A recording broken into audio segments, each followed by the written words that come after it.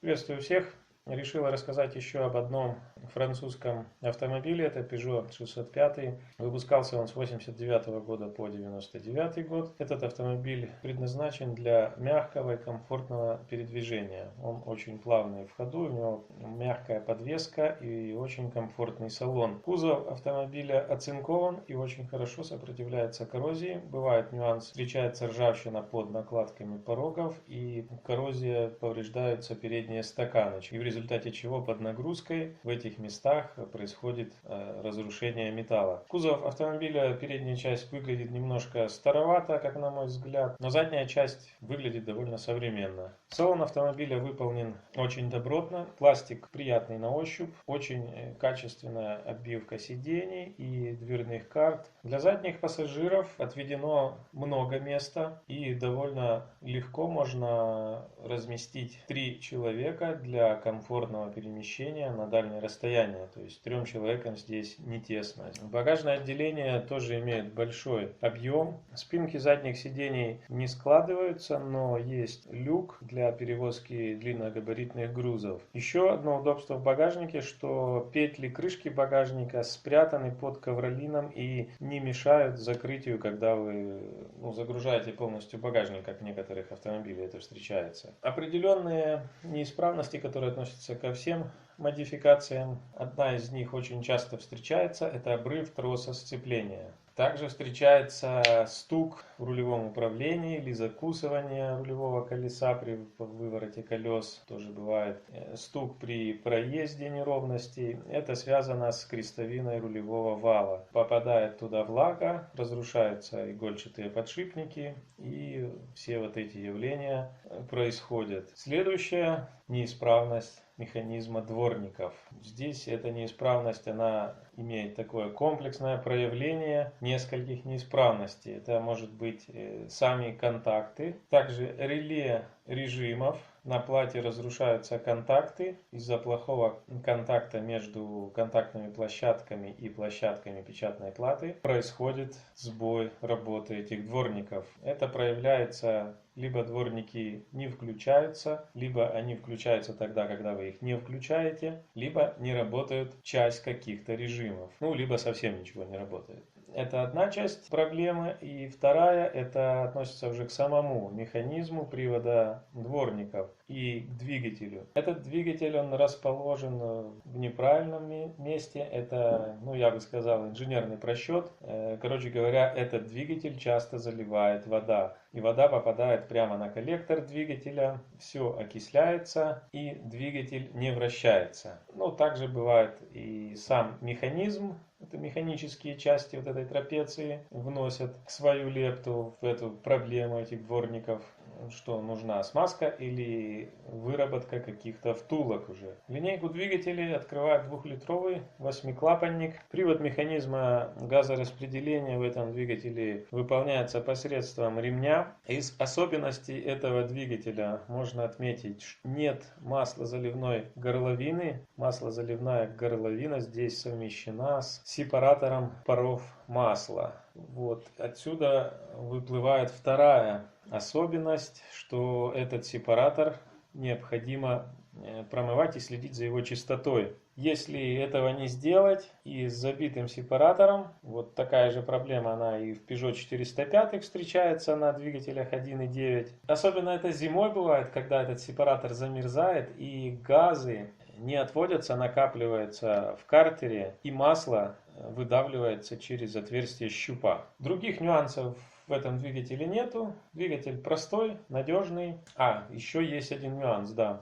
В этих 2-литровых 8-клапанниках зазоры клапанов регулируются регулировочными шайбами. Чтобы сделать эту регулировку клапанов, необходимо снимать распределительный вал. Отсюда вы понимаете, какой это длительный процесс. Во всем остальном двигатель хорош. Следующий двигатель — это тоже 2-литровый 8-клапанный двигатель с турбонаддувом. Здесь та же самая история с сепаратором, та же история с регулировками зазоров клапанов. Ну и добавляется еще работа самой турбины, за которой нужно следить, заливать соответствующее масло. Расход топлива в этого двигателя выше, чем в атмосферного двухлитрового. Ну и динамика, конечно, тоже заметно лучше. Но все равно я бы сказал, что этого двигателя турбированного, тем более не турбированного двухлитрового, его недостаточно для этого большого тяжелого кузова. Для того, чтобы активно передвигаться на этих двигателях, их необходимо раскручивать. Ну а когда вы раскручиваете двигатель, то отсюда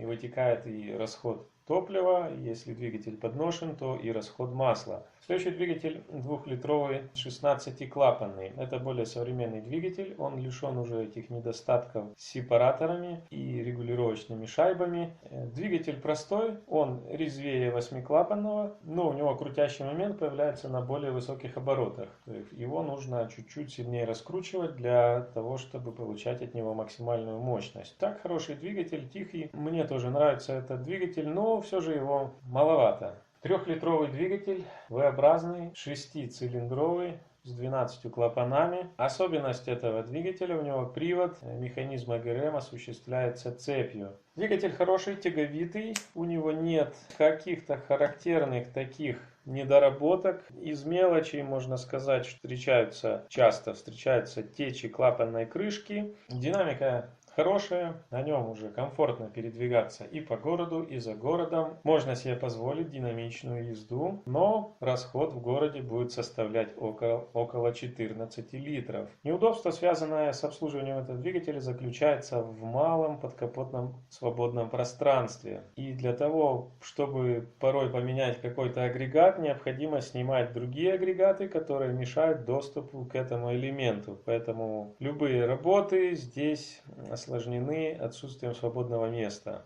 Следующий двигатель трехлитровый, V-образный, 6-цилиндровый, но уже с 24 клапанами. Считается самым удачным, самым мощным и самым надежным из всей линейки бензиновых двигателей. У него привод ГРМ приводится посредством ремня, развивает мощность 190 лошадиных сил, чего достаточно для хорошей, уверенной езды в любом режиме. То есть я бы сказал, это идеальный двигатель для этого кузова. Но у него расход также около 14 литров в городе. 2.1 турбодизель с 12 клапанами. Это 4-цилиндровый рядный двигатель с 3 клапанами на цилиндр. Его мощности недостаточно для активного передвижения. Для спокойной езды двигатель весьма подходит. Среди особенностей двигателя это 3 клапана на цилиндр и применены гидрокомпенсаторы, то в дизельных двигателях тех годов встречаются нечасто. И отсюда проблема этого двигателя. Тихо работает, мягко, пока все исправно, но если выходит из строя гидрокомпенсаторы, либо их клинит, что чаще всего встречается из-за некачественного масла, это все выливается в ремонт головки. Привод газораспределения выполняется ремнем. Других недостатков, недоработков двигатель не имеет. Следующий двигатель это 2.5 турбодизель. Это 4-цилиндровый с 3 клапанами на цилиндр. Дизельный двигатель, у него уже 130 лошадиных сил. Этот двигатель уже позволяет бодро передвигаться в городском потоке. К недостаткам его относится это повышенный расход. При активной езде в городе можно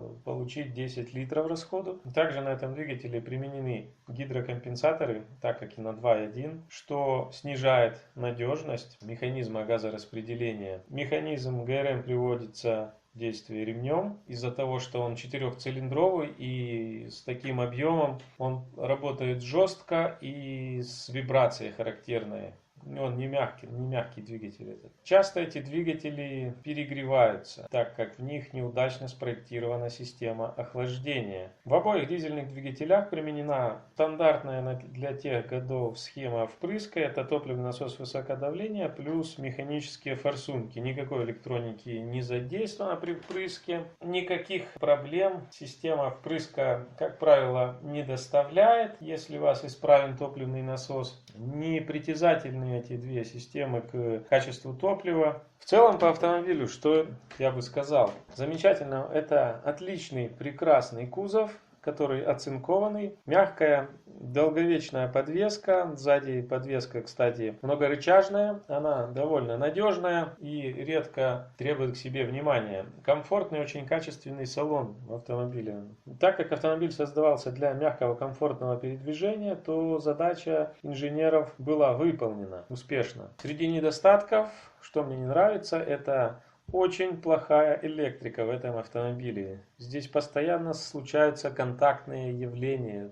То нет контакта там, где он должен быть, он есть там, где его не должно быть. Также дорогие кузовные запчасти и некоторые запчасти агрегатов на порядок дороже, чем у других такого же класса автомобилей. Еще очень мало специалистов, которые хорошо, толково разбираются в этих двигателях, особенно в электронике. И многие СТО просто не хотят даже браться какими-то нетривиальным решением каких-то задач. Они просто говорят, что мы не знаем, мы не можем, ищите другого специалиста. Это очень большой минус. На мой взгляд, автомобиль довольно удачный, хороший, комфортный. Достаточно гамма широкая двигателей. Можно выбрать себе или экономичный двигатель, или для динамичной езды. Но автомобиль требует к себе должного внимания и необходимо следить за агрегатами, и тогда автомобиль будет доставлять вам радость. Вы не будете никогда жалеть, что вы его купили. Желаю всем удачи при выборе. Подписывайтесь. Всем пока.